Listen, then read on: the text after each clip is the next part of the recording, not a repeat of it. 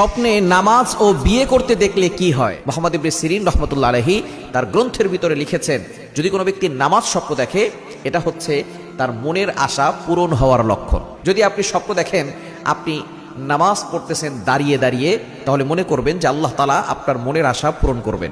যদি আপনি দেখেন আপনি বসে নামাজ পড়ছেন, তাহলে মনে করবেন হতে পারে আল্লাহ তাআলা আপনাকে অসুস্থতার নিয়ামত দিতে পারেন। যদি কোনো ব্যক্তি দেখে শুয়ে শুয়ে নামাজ পড়ছে, তাহলে এই শুয়ে শুয়ে নামাজ পড়াটা তার জন্য মৃত্যুর একটা সংকেত হতে পারে। যদি কোনো ব্যক্তি স্বপ্ন দেখে যে বিশাল বড় জামাতে সে নামাজ পড়ছে, এই স্বপ্নের ব্যাখ্যা হচ্ছে আল্লাহ তাআলা তার উপরে বড় রহমত নাজিল করবে। যদি কোনো ব্যক্তি বিশাল বড় জামাতের ইমাম হচ্ছে অথবা ইমামতি করে নামাজ পড়াচ্ছে, এরকম স্বপ্ন দেখে, এই স্বপ্নের ব্যাখ্যা হচ্ছে সে একদিন লিডার হবে, নেতা হবে। কেউ যদি বিয়ে স্বপ্ন দেখে, বিয়ে স্বপ্ন দেখা ধন সম্পদের লক্ষণ, এটা খারাপ লক্ষণ নয়। এবং কোনো ব্যক্তি যদি বিয়ে করার পরে বিয়ে স্বপ্ন দেখে, তাহলে আল্লাহ তাআলা তাকে সন্তান দিবে।